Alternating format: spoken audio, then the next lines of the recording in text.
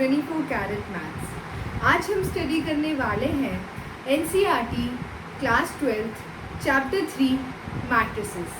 तो चलिए शुरू करते हैं।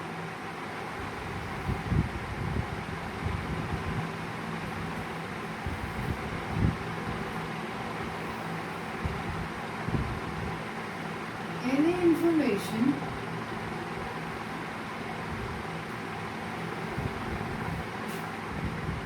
that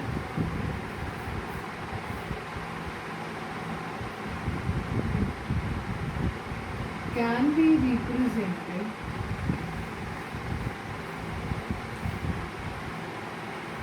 in the form of a rectangular array of rows and columns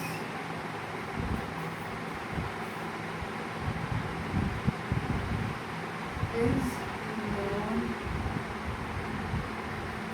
as a matrix। Okay, कोई भी इंफॉर्मेशन जो कि इन द फॉर्म ऑफ रोज, इन्हें रोज कहते हैं, एंड कॉलम्स रिप्रेजेंट की जा सके, उन्हें क्या कहते हैं? मैट्रिसेस। फॉर एग्जाम्पल, रेणु, आकाश, टीना, ये तीन बच्चे लाए टॉफीज, चॉकलेट्स और आइसक्रीम। ठीक है, तो मैंने बोला रेणु 2 टॉफीज लाई, 3 चॉकलेट्स लाई और 1 आइसक्रीम लाई। फिर मैंने बोला आकाश 5 टॉफीज लाया, 2 चॉकलेट्स लाया और 3 आइसक्रीम लाया। और फिर मैंने बोला टीना 6 टॉफीज लाई, 1 चॉकलेट लाई और 1 आइसक्रीम लाई। तो अगर मैं इस पूरी इंफॉर्मेशन को in the form of rose and columns में लिख दूंगी, यानी कि रोज में मैंने क्या बताया? रेणु टॉफीज, चॉकलेट्स और आइसक्रीम्स कितनी उसने ली है, number of toffees, number of chocolates, number of ice creams, है ना। तो मेरी ये जो रो 1 है, ये रो 1 क्या बता रहा है कि रेणु ने कितनी टॉफीज, कितनी चॉकलेट्स और कितनी आइसक्रीम्स खरीदी। रो 2 क्या इन्फॉर्मेशन दे रहा है कि आकाश ने कितनी टॉफीज, कितने चॉकलेट्स और कितना आइसक्रीम खरीदे। नेक्स्ट टीना, रो 3 क्या बता रहा है कि टीना ने कितने टॉफीज खरीदे, कितने चॉकलेट्स खरीदे और कितनी आइसक्रीम्स खरीदी। ओके, सो किसी भी मैट्रिसेस का क्या मतलब है? कोई भी मैट्रिक्स का क्या मीनिंग होगा? जब भी रोज और कॉलम्स में कोई पर्टिकुलर इंफॉर्मेशन स्टोर्ड होगी। ठीक है, array of rose and columns, array का मतलब होता है कलेक्शन ऑफ डेटा। एरे का मीनिंग होता है कलेक्शन ऑफ डेटा। तो जो भी वो डेटा है in the form of rose and column, जब उसे कंबाइन करके लिखा जाता है एंड स्क्वायर ब्रैकेट्स में रखा जाता है, तो उसे क्या कहते हैं? एक मैट्रिक्स। तो ये क्या है? एक मैट्रिक्स। तो हमारे पास जो भी गिवन मैट्रिक्स होती है, हम उसको एक नाम देते हैं। फॉर एग्जांपल, जो भी हमारे मैट्रिसेस होते हैं वो हमेशा कैपिटल लेटर से रिप्रेजेंटेड किए जाते हैं, कैपिटल अल्फाबेट्स लेटर्स की, लाइक यहाँ पे 2 5 6 3 2 1 1 3 1। ठीक है, तो ये जो भी डेटा था मैंने उसको स्क्वायर ब्रैकेट्स में पुट कर दिया। तो यहाँ पे ये ए क्या बन गया? ये पूरा एक मैट्रिक्स बन गया और इस मैट्रिक्स का नाम क्या है? ए। ठीक है, तो मैट्रिक्स जो भी है वो डिनोट किया जाता है किसी भी कैपिटल अल्फाबेट से। यहाँ पे A B C D X Y Z कुछ भी हो सकता है। ओके, बट याद रखिए कैपिटल लेटर्स, स्मॉल लेटर्स ना यूज करें। ओके, नेक्स्ट हम आते हैं कि ये तो हो गए मैट्रिसेस। ठीक है, अब हम मैट्रिसेस के एलिमेंट्स,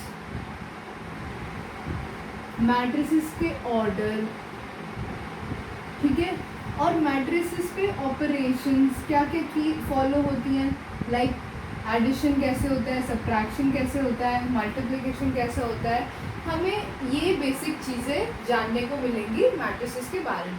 ठीक है, अब बात बनती है कि बोर्ड एग्जाम्स में सबसे इम्पोर्टेंट क्या है जो इस चैप्टर में से दिया जाएगा, वो प्रोबेबली होगा आपका A inverse using elementary transformation, row या कॉलम ट्रांसफॉर्मेशन। ओके, सो ये इस चैप्टर का सबसे इम्पॉर्टेंट और difficult, like bit difficult topic है। अगर आपको ये आ जाता है दैट मीन्स आप रेस्ट ऑफ द वर्क भी कर लेंगे। ओके, इस चैप्टर में A inverse using elementary row column transformations करना ही थोड़ा टिपिकल होता है। ओके, सो चलिए और बातें जानते हैं कि एलिमेंट्स, ऑर्डर, ये सब क्या होंगे इस पर्टिकुलर मैट्रिक्स की। सपोज एक मैट्रिक्स ले लेते हैं, हमें अभी बात करनी है मैट्रिक्स के एलिमेंट्स के बारे में कि मैट्रिक्स के एलिमेंट्स क्या होते हैं। ओके, फॉर एग्जांपल मैंने अभी एक मैट्रिक्स ली थी, आई डोंट रिमेम्बर वो क्या थी, बट मैं एक नई मैट्रिक्स बना रही हूँ ए, जिसके एलिमेंट्स हैं 2 3 5 1 6 7। ओके, हमें अगर कोई भी information in the form of rose and columns represent करनी है तो उसमें कितनी भी रोज और कितनी भी कॉलम्स हो सकते हैं, है ना। ओके, सो जानते हैं, मैंने बोला 2 3 5 1 6, मैंने बोला ये रोज है जो ऐसे जा रही है ऐसे, और ये कॉलम्स है जो ऐसे आ रही है। ओके, सो मैं ये देखना चाह रही हूँ कि एलिमेंट्स ऑफ मैट्रिक्स क्या होता है। ये जो मैट्रिक्स ए है इसके एलिमेंट्स क्या है। एलिमेंट्स माने कि जो भी डाटा या फंक्शन या फिर नंबर, डेटा, जो मैंने बोला डेटा, किसी भी मैट्रिक्स के अंदर डेटा हो सकते हैं, तो वो क्या तरीके के डेटा हो सकते हैं, या तो नंबर्स हो सकते हैं, ठीक है, या तो फंक्शंस हो सकते हैं। फंक्शंस मतलब sine, cos, etcetera etcetera. Okay, कुछ भी हो सकता है इस मैट्रिक्स के अंदर, ज़रूरी नहीं कि न्यूमेरिकल वैल्यूज ही हो, फंक्शंस भी हो सकते हैं, cos X, sine X. Okay okay, हाँ, तो ये जो नंबर्स और फंक्शंस हैं जो इस मैट्रिक्स के अंदर लिखे जा रहे हैं, इन्हीं को क्या बोलते हैं, एलिमेंट्स ऑफ द मैट्रिक्स। तो यहाँ पे जो 2 है, जो 1 है, 3 6 5 7, ये सारे क्या हैं, elements of a matrix A. फिलहाल यहाँ पे मैट्रिक्स ए के एलिमेंट्स है। ओके, अगर मुझे डिनोट करना हो कोई भी मैट्रिक्स है, मैं बोलूँ सेकेंड रो फर्स्ट कॉलम में कौन सी इंफॉर्मेशन है बताएं।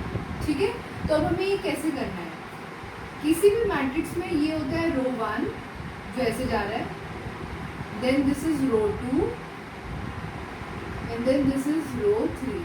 ओके, एंड देन ये होता है कॉलम 1, मतलब ये सारे एलिमेंट्स, एंड ये है कॉलम 2। तो हमें कह रहा है सेकेंड रो कॉलम 1 यानी कि ये एलिमेंट, तो सेकेंड रो कॉलम 1 पे कौन सा एलिमेंट है, 3। ठीक है, तो कुछ इस तरीके से अगर आपको एग्जाम में पूछे कि बताइए सेकेंड रो फर्स्ट कॉलम में क्या डेटा बताया जा रहा है, तो अकॉर्डिंग टू द क्वेश्चन आपने जो भी रोज को लिखा हो, जैसे हमने पिछले एग्जाम्पल में रोज में क्या स्टोर किया था, रेणु और आकाश और एक्सेट्रा, इन सब के नंबर ऑफ टॉफीज, चॉकलेट्स, ये सब स्टोर किया था ना, तो ये कुछ वैसा ही है। ओके,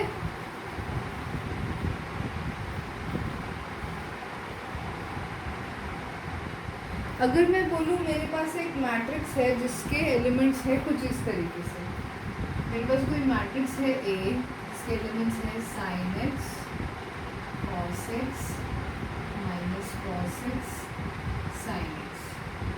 ओके, सो इसमें कितनी रोज है, रो 1 रो 2, कितने कॉलम है, कॉलम 1 कॉलम। ठीक है, तो अगर मैं बोलूँ कि सेकेंड रो सेकंड कॉलम क्या है, तो second row second column that means sine X. तो second row second column of the matrix A में क्या एलिमेंट प्रेजेंट है, साइन एक्स। ठीक है, तो हमारा मैट्रिक्स के अंदर जो भी एलिमेंट है वो दोनों ही, कोई नंबर भी हो सकता है और कोई फंक्शन भी हो सकता है। अब देखते हैं ऑर्डर ऑफ अ मैट्रिक्स क्या होता है। ऑर्डर ऑफ अ मैट्रिक्स, ठीक है, ऑर्डर ऑफ अ मैट्रिक्स क्या होता है।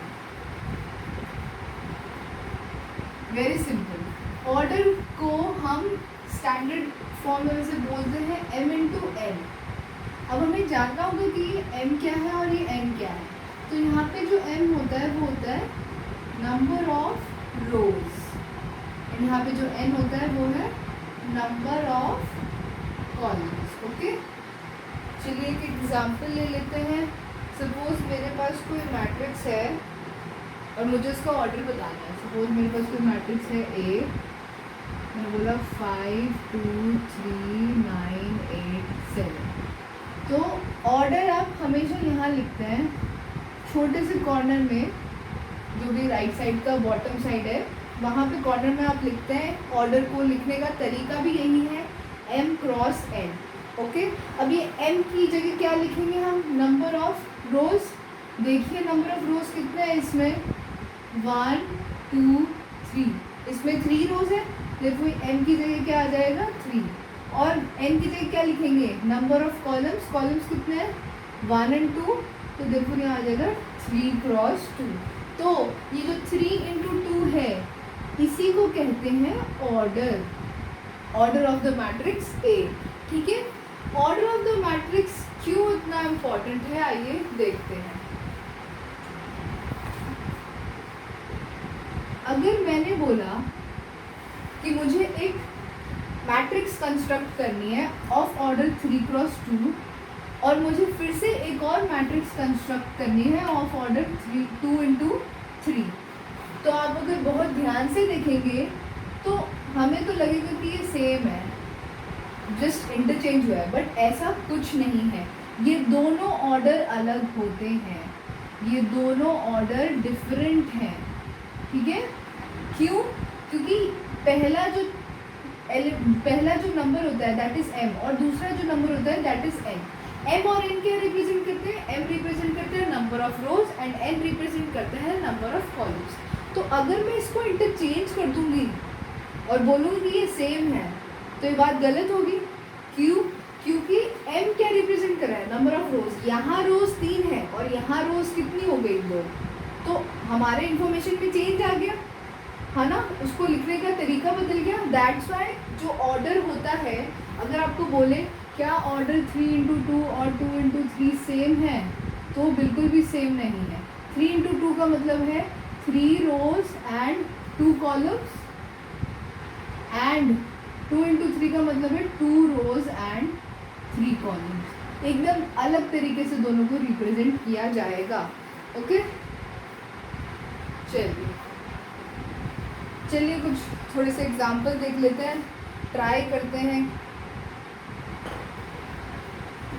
बताइए इसका ऑर्डर कितना होगा, साइन एक्स कॉस एक्स 1, क्या लगता है इसका ऑर्डर कितना होगा, m into n, that means number of rows गिनिए 1 2, नंबर ऑफ कॉलम्स गिनिए 1 2। तो सबसे पहले नंबर ऑफ रोज लिखेंगे और फिर क्या लिखेंगे, नंबर ऑफ कॉलम्स। आपको इसे इसी फॉर्मेट में लिखना है, you have to write this cross, ये क्रॉस आपको ज़रूर लिखना है। ओके, नेक्स्ट देखिए एक और एग्जाम्पल देख लेते हैं।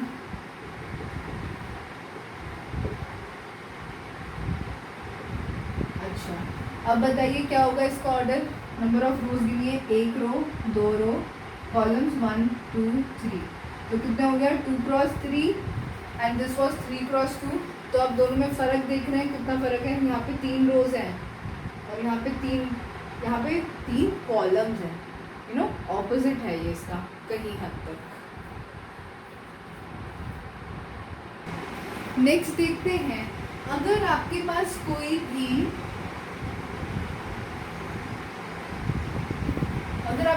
भी एक मैट्रिक्स है ऐसे ढंग से लिख देती हूँ, A is equal to 2 3 5 7 8 9। Okay, एक बात ध्यान रखिएगा कि मैट्रिक्स में नेगेटिव एलिमेंट्स भी हो सकते हैं, ऐसा ज़रूरी नहीं है कि पॉजिटिव एलिमेंट्स ही हो, नेगेटिव एलिमेंट्स भी हो सकते हैं। ओके हाँ, तो हम कहते हैं अगर कोई मैट्रिक्स A है और मुझे उस मैट्रिक्स के नंबर ऑफ एलिमेंट्स निकालने हैं, यहाँ पे तो क्वाइट एविडेंट है कि कितने एलिमेंट्स होंगे, 1 2 3 4 5 6, टोटल 6 एलिमेंट्स होने वाले हैं इस मैट्रिक्स के, है ना।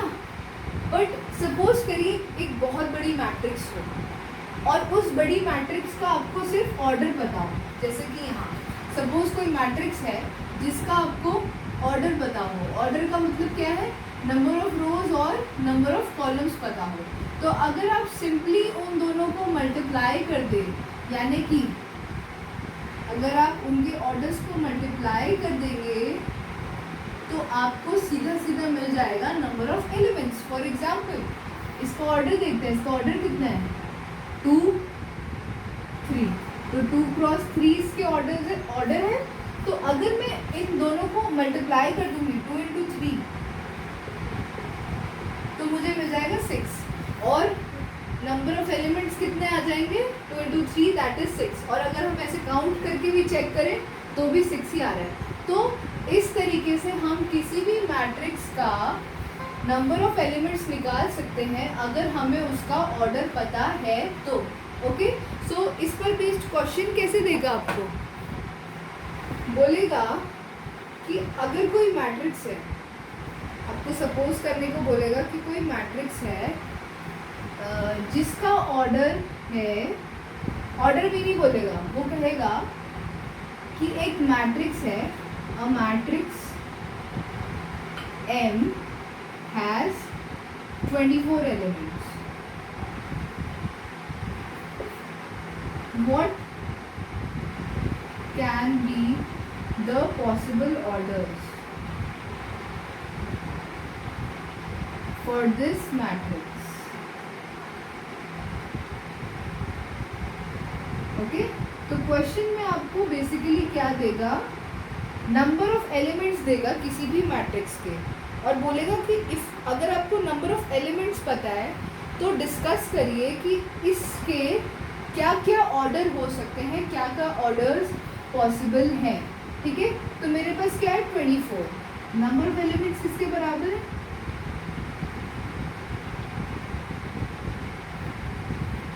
24, और मुझे नंबर ऑफ एलिमेंट्स का फॉर्मूला पता है m इंटू एन। ठीक है, तो मुझे क्या पता चला कि m इंटू एन किसके बराबर है 24। ओके, सो किन किन चीज़ों को, किन किन फैक्टर्स को मल्टीप्लाई करके 24 आ सकता है, 1 इंटू 24, 2 इंटू 12, 3 इंटू 8, और क्या हो सकता है 4 इंटू 6, 5 से नहीं होगा, 7 और से नहीं होगा। अब इसी का उल्टा भी आ जाएगा, 6 into 4, 8 into 3, 12 into 2 and 24 into 1। Okay, that means कोई भी ऐसी मैट्रिक्स जो M है, अगर उसके 24 एलिमेंट्स हैं तो उसके ऑर्डर्स कौन कौन से पॉसिबल है, 1 इंटू 24, 2 इंटू 12, 3 इंटू 8, 4 इंटू 6, और इनके उल्टा that is 24 into 1, 12 into 2, 8 into 3, 6 into 4। अब एक क्वेश्चन हो सकता है, यहाँ पे किसी को डाउट हो सकता है कि मैम 3 इंटू 8 है तो 8 इंटू 3 भी क्यों लिखा है हमने, बिकॉज हमने अभी पढ़ा था कि अभी मैंने जो आपको प्रीवियस उसमें बताया था टॉपिक में कि 3 इंटू 2 और 2 इंटू 3 दोनों डिफरेंट ऑर्डर्स हैं, है ना। तो 3 इंटू 8 की जो मैट्रिक्स होगी वो डिफरेंट होगी 8 इंटू 3 की मैट्रिक्स से, इसीलिए हमने इसे अलग तरीके से लिखा हुआ है। ओके, सो इसके 8 पॉसिबल ऑर्डर्स होंगे, 8 पॉसिबल ऑर्डर्स, और आपको उन सभी ऑर्डर्स को लिस्ट करना पड़ेगा। ओके,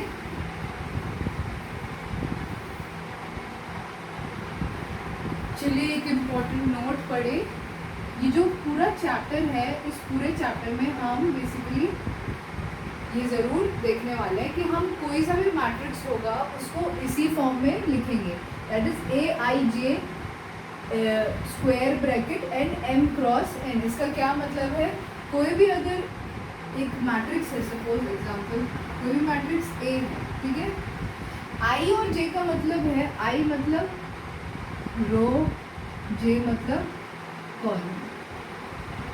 बल्कि आप रो नंबर बोल सकते हैं, कॉलम नंबर बोल सकते हैं, जैसे बोलते हैं ना रो 2 column first, something like that. तो आई जे क्या बताता है, आई बोलता है रो नंबर, जे बोलता है कॉलम नंबर। तो मैं इसे कुछ ऐसे लिख सकती हूँ,